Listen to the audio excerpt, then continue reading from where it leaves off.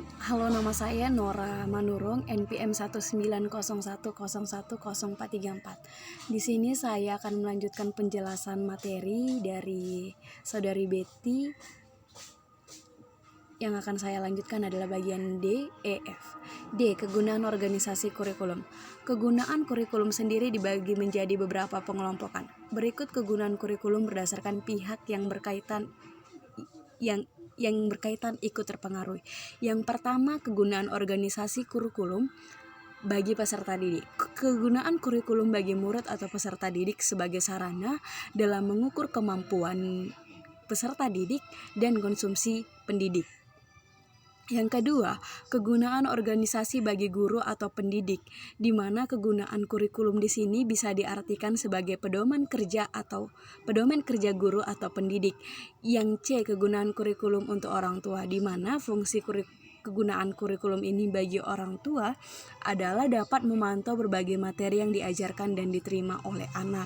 Yang keempat, kegunaan organisasi kurikulum bagi sekolah dan dinas pendidikan, di mana fungsi kurikulum di sini untuk menyeragamkan pengetahuan dalam suatu kelompok atas perintah negara. Yang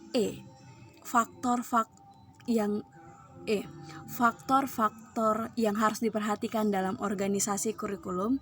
Dalam penyusunan organisasi kurikulum ada sejumlah faktor yang harus diperhatikan, yakni yang pertama ruang lingkup (scope), di mana merupakan ruang lingkup ini keseluruhan materi pelajaran dan pengalaman yang harus dipelajari siswa. Yang kedua, urutan bahan atau sequence, di mana urutan bahan ini meliputi dua hal, yaitu urutan isi bahan pelajaran dan urutan pengalaman belajar yang memerlukan pengetahuan tentang perkembangan anak dalam menghadapi pelajaran tertentu. Yang ketiga, kontinuitas. Kontinuitas ini berhubungan dengan kesinambungan pelajaran tiap mata pelajaran yang terdapat mata pelajaran yang bersangkutan.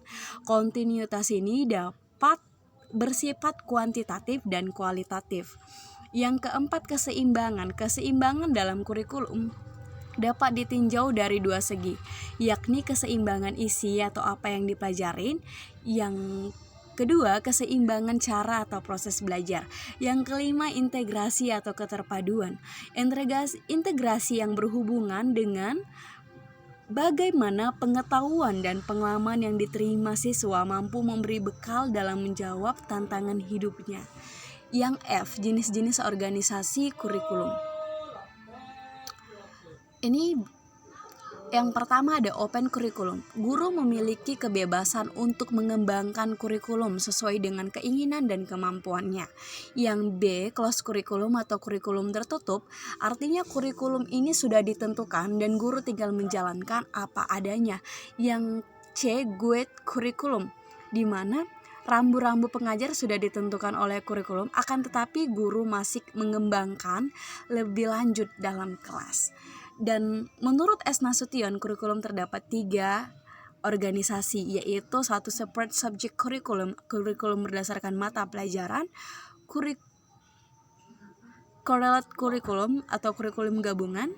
Yang ketiga, integrate kurikulum terpadu. Selanjutnya bisa. Oke, sekian dari penjelasan saya. Terima kasih.